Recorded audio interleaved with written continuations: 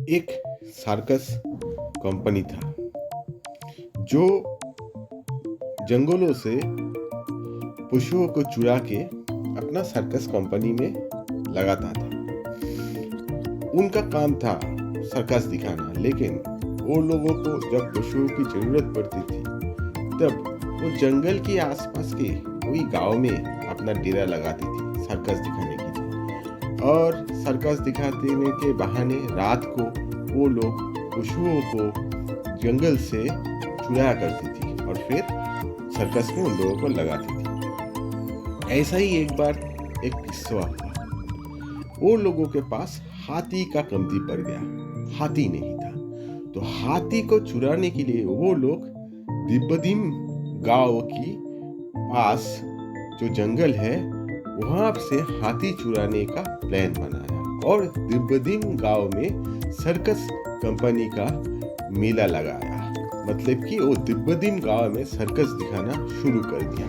अब आगे मुझसे इस बार दिब्बदिम गांव से सिर्फ हाथी ही नहीं, हम लोग शेर और कुछ हरिनों को भी चुराएंगे और कुछ पक्षी भी चुरा सकते हैं तो बहुत अच्छा है। ये दिब्बदिम गांव का जो गांव है ये तो पूरा हरा भरा हुआ टाइप का है। यहाँ पे तो पशुओं का मेला लगा हुआ है। हमको तो मन करता है यहाँ का पशुओं को, आधा पशुओं को सर्कस में लगा दे और आधा पशुओं को मार के उसके खाल बेच दे। उसमें तो हम कुछ दिन में करोड़पति बन जाएंगे। मास्टर, दिन के दिन तुम बहुत ही लालची इंसान बनते जा रहे हो। देखो, ये सर्कस हम लोगों को बहुत कुछ दे चुका है।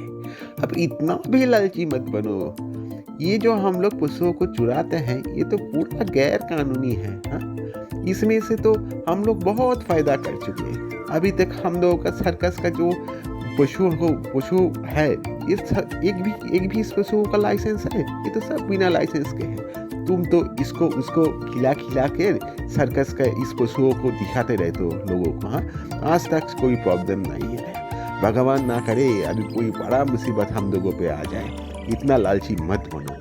और ये हाथी चुराने का तुम्हारा जो प्लान है इसको भी ड्रॉप करो। हाथी हम लोग लेंगे, मेले से खरीदेंगे और वो लाइसेंस होगा। क्यों चुराने की प्लान कर रहे हो? इतना लालची बनोगे तो भगवान कभी नहीं माफ करेगा। एक बात याद रखना, ऊपर वाले की लाठी बेआवाज होती है। वो जब पड़ता है आवाज नहीं सुनाई देता है, लेकिन उसका असर मालूम होता है।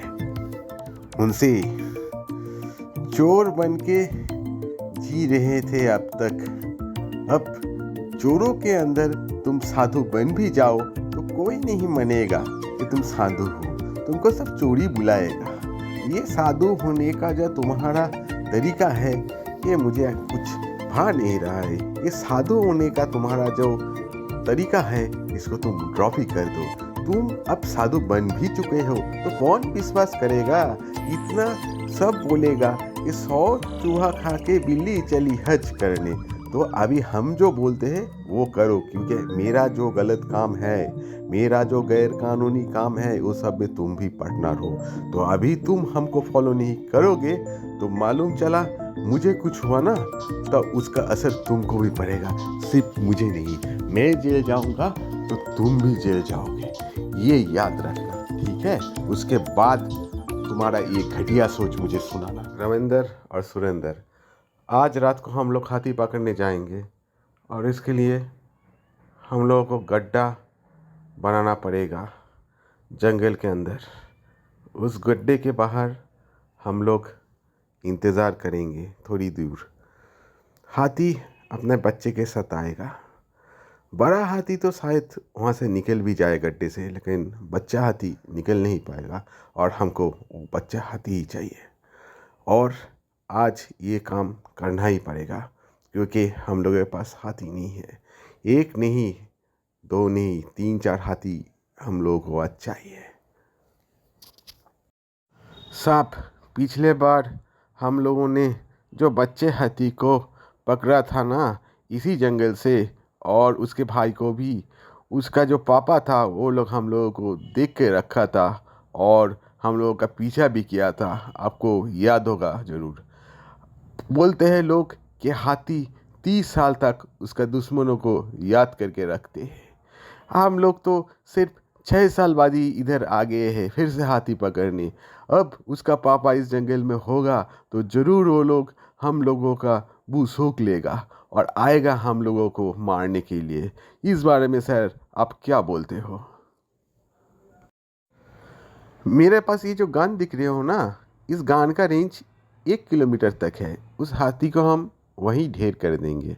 ठीक है, इतना भी डरो मत। इतने दिन से मेरे साथ काम कर रहे हो, इतना डरा हुआ तुम लोगों को मैं कभी नहीं देखा।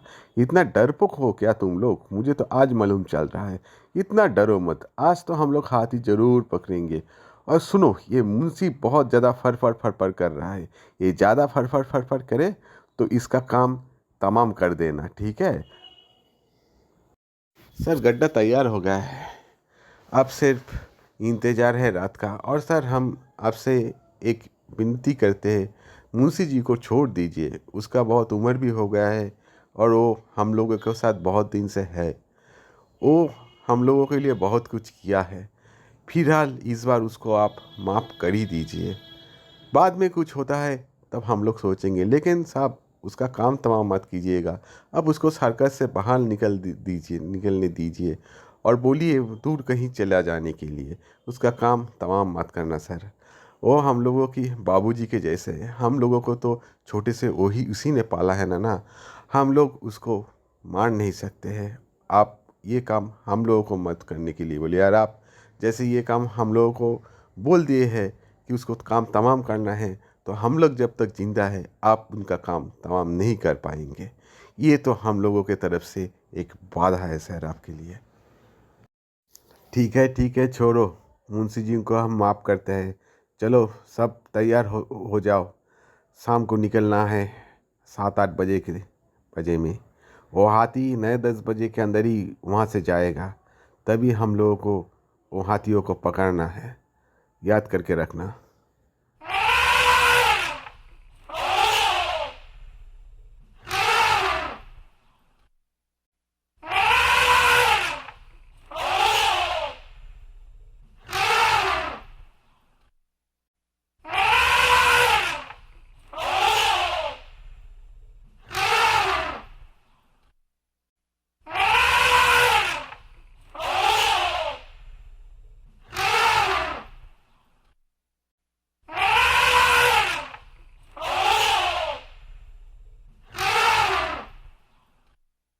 लेकिन किस्मत को कुछ और ही मंजूर था। वो हाथी और उनके साथी मिलके उन तीनों को ढूंढ के निकाला और पैरों से कुचल के मार डाला। और इसके साथ साथ ही सर्कस कंपनी का चोरी का सिलसिला भी ख़त्म हो गया। अब अगले दिन सुबह को मुंशी जी आपने सरेंडर करके बहुत अच्छा किया, नहीं तो शायद आपका हल भी इन लोगों की तरह हो जाता। एक कहावत है, जिसको राखे साई मार सके ना कोई। इन लोगों ने तो कोशिश बहुत ही किया होगा उन हाथियों को मारने के लिए, लेकिन देखिए भगवान की लीला, इन लोगों का बंदूक शायद चला नहीं, या ये लोग चलाने के लायक रहा ही नहीं। जो होता है अच्छे के लिए होता है, और आपने भी बहुत अच्छा काम किया है। आप तो सरकारी गवाह हो, हम बात करके आपका सज़ा कुछ कम कर देंगे।